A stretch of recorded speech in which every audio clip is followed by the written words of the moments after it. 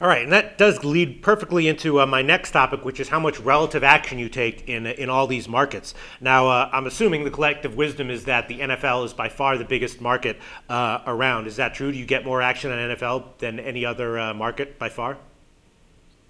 Yeah, definitely per game Right. NFL. I mean, I did a quick check of our volume per sport for last year. Hmm. And this, I don't know how meaningful it is because there's obviously a lot of games and a lot of sports, and there was the World Cup and all that. But in 2010, soccer, what we had the most volume, followed by basketball, then football, then baseball. That's a little tricky of a number because there's a lot more games in soccer than Right. football, obviously. But that was the relative volume per sport that we had. Right, but per game, NFL is the biggest still. Yeah, NFL per game, definitely the biggest.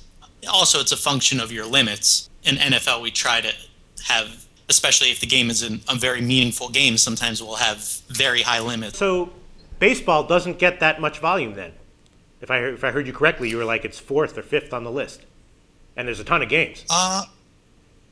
Yeah, I mean, well, that was for calendar year 2010. So, yeah, I guess relative volume compared to those sports, it doesn't get as much.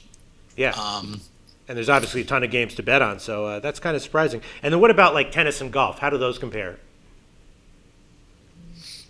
I haven't checked our latest tennis and golf. Uh-huh. I know more recently we're kind of pushing our tennis product to be more competitive, upping limits in some of the more more meaningful matches and stuff like that.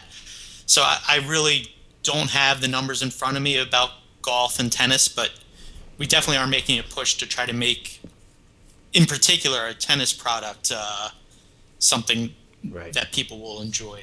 And then finally, on this topic, what about half times? Like, how much action do you get on second half lines as opposed to the pregame lines? Is it about equal or No, we get a lot less, a but lot less? it's actually interesting. You'll say you have a card of 6 or 7 NBA games, and at times just one, not every night, but often there'll be one game that just kind of captures the imagination of a few big bettors. So they'll be fighting it out, betting both sides of somewhat random NBA game, not necessarily the TV game or the ESPN or TBS game, but just random games they'll find a big interest in and fight it out. And then other games that you would suspect might get a lot of interest, maybe it is, like I said, the ESPN game, don't get much interest at all. So it's kind of hit or miss on which games really get a lot of interest. Yeah, I mean, I would assume that anyone who's actively betting second half lines is either a sharp or very seriously aspiring to be a sharp account. I mean, right? Is that not the case? I would say this is pure. I don't have numbers, but probably we get a little bit more sharper action in the second half than the game action.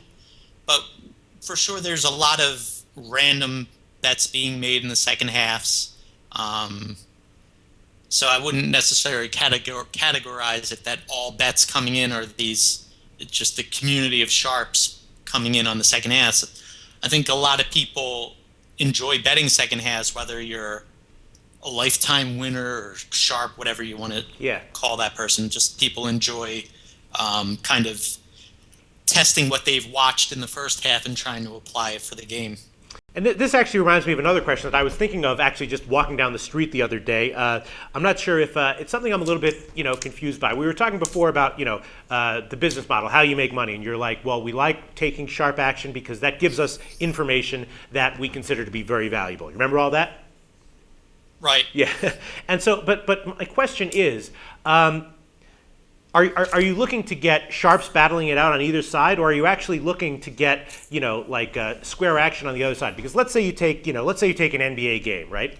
And some sharp guy comes in, he makes a limit bet on a -5, and now you've got that bet, and you know that that guy is a sharp account, so you move it up to 5.5 or 6. Great. Now you've got a sharper line, but you've also got this big limit bet where you're probably on the losing side of. So in order for that to be profitable for you, you need to get some action on the other side, right? Well, we definitely need that specific bet. We'd like to get action on the other side. Right. Sometimes that does happen. Sometimes we'll get a flood of action on the other side. Sometimes we won't. So it depends. What I mean by we like getting the sharp action is if we were to just eliminate all our winning accounts and say, hey, we don't want to do business with you. Right. We would basically be guessing on where the line, quote unquote, should be.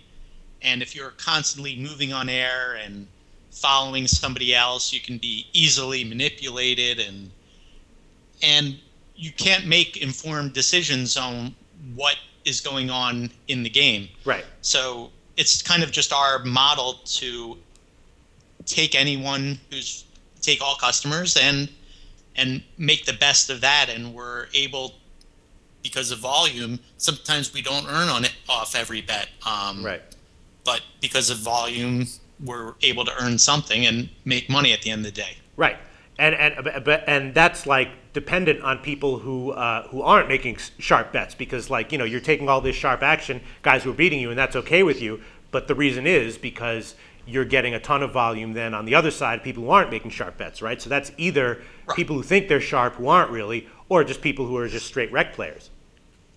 Yeah, I mean, at the end of the day, if everybody was a winner, we wouldn't have a business. Right, But- right. So we do have,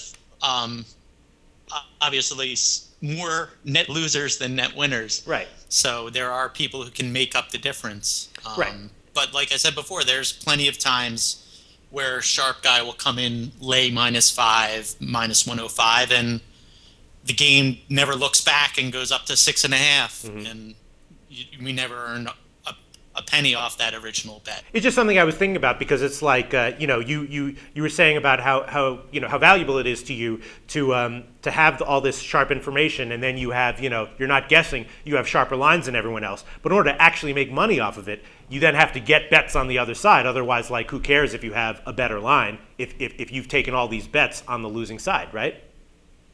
Right, and I think that's why a lot of other shops struggle and have struggled in the past trying to deal low juice. Yeah.